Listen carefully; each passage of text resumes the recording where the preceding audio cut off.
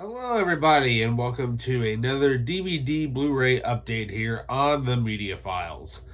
This time around, just got a small grab bag of random stuff this time. Nothing's really connected like it was last time with all of the DC comic stuff. So let's just take a look at what I got here. Not much, Um, what can I say? Some classics, some Eastwood, whole bunch of decent stuff. So, first up, got this martial art movie, which is from like the 70s, but it's actually part of a series that started way back in like 2006. It only lasted for about a few years, but the Weinstein Company many years ago helped promote a lot of, got a lot of the Asian martial art films and action films out to the American market. And lo and behold, they managed to crank out about 62 movies in all. But this one I've never heard of. All I know is that it's one that I don't have. I have been meaning to do a look at my Dragon Dynasty collection.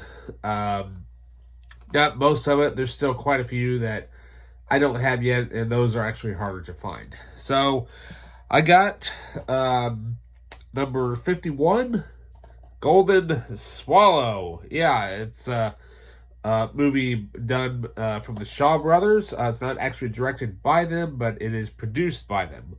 As you can see on the spine there, it says 51 on there. And I've got several of these. Like I said, I've never actually seen this, but sometimes you just gotta love a good classic martial art film, even though you don't understand what they're saying. But that's what subtitles are for. So speaking of old school classic films, I found most of these movies at a mom and pop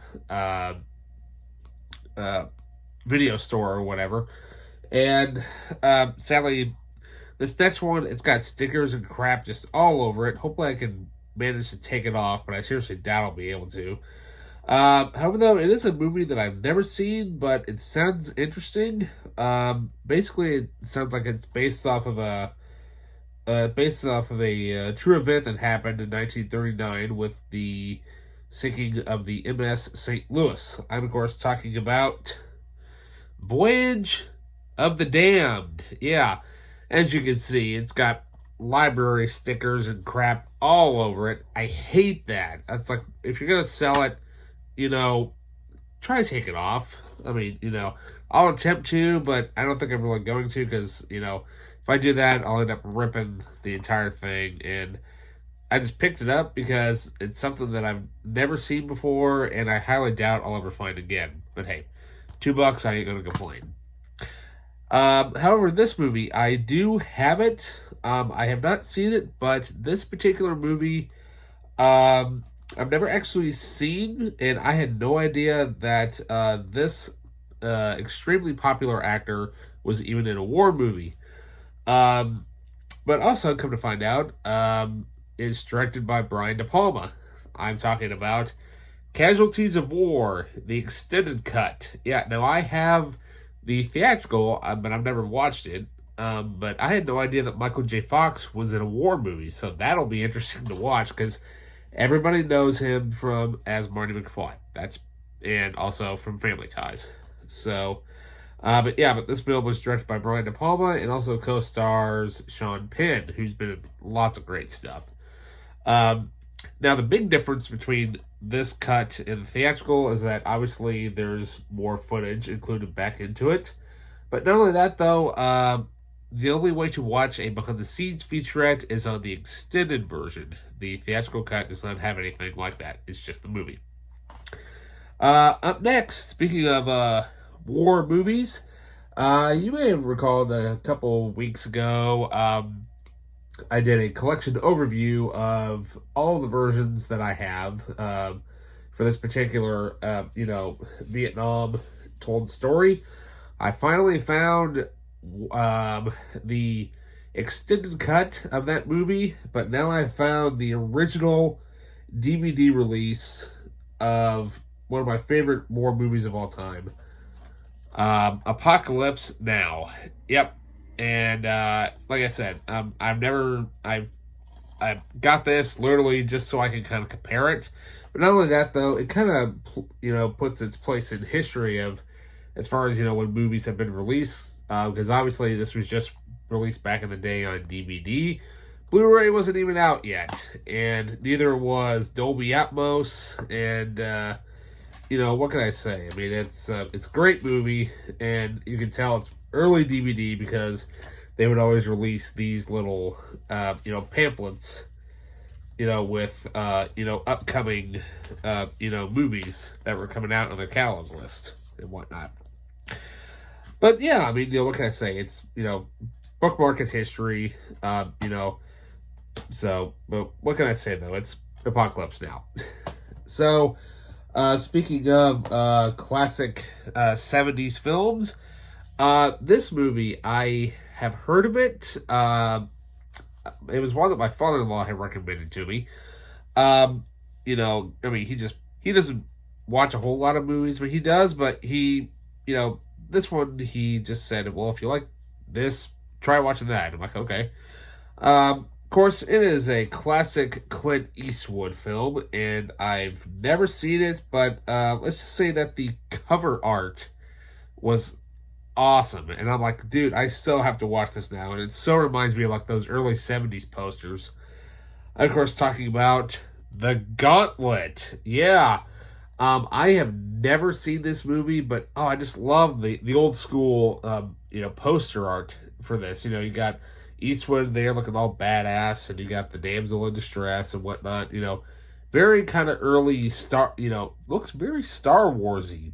If you really look at it, it looks kind of Star Wars-ish a little bit, as far as the heroine goes, the way her body leg form is. But yeah, I mean, I've never seen it, but what can I say though? It's a Clint Eastwood movie directed by him, so it's going to be good.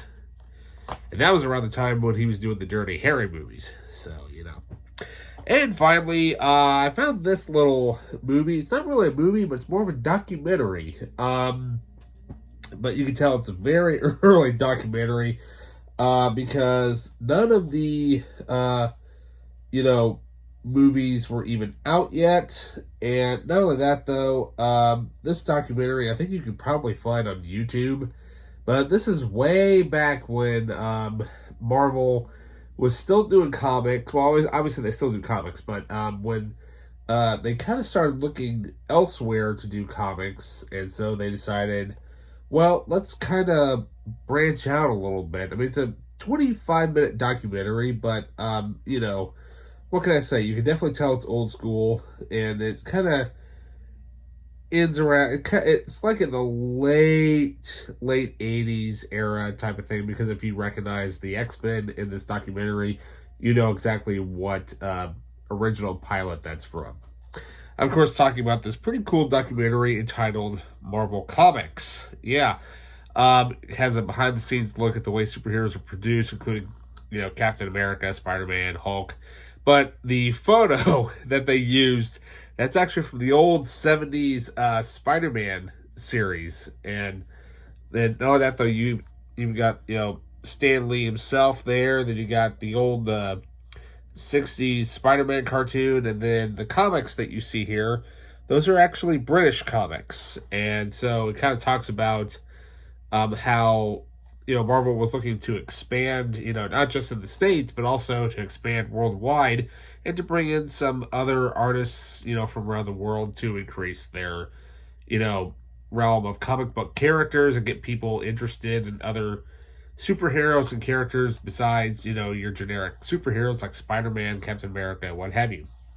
But yeah, I mean, overall, it's just a simple documentary and whatnot, but, kind of a rarity. I mean, if you're kind of looking for one of those weird, obscure DVDs like this, not too many people are really going to have this in their collection.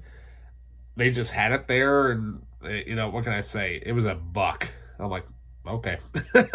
So, I mean, it's just a very simple documentary, but also it's kind of an interesting look at the times, because obviously they're nowhere near what they are now compared to where they were back then. That's just kind of the interesting thing about the timeline and history of when this was made. And, what can I say? I mean, you can't really, come on, you can't have a Marvel comic documentary without Stan Lee. I mean, if it wasn't for him, we wouldn't have any comic books like we have now. Let's be honest here. So yeah, with that's basically it for this small little update. Like I said, just a random grab bag of stuff. But, DVDs were $2, Blu-rays $3, so, or in this case, $1, because the guy was just trying to get rid of it. I'm like, okay. So, yeah, so with that, remember to please like and subscribe. Click on that notification bell. That way you'll be noticed when I ever upload a video. As far as tags go, I keep forgetting to add tags to my videos, and I'm working on it, and as well as Amazon links. I've been trying to get all this stuff posted before I try to go see the new Guardians movie, but, my brain has been fried beyond belief, and I keep forgetting to add tags and stuff like that to all my videos. And so that way, when anybody searches on the browser, type in the media files, AJO 400, and hopefully a lot of my stuff will pop up there in the search menu. So with that, once again, like and subscribe, and I'll see you in the next update.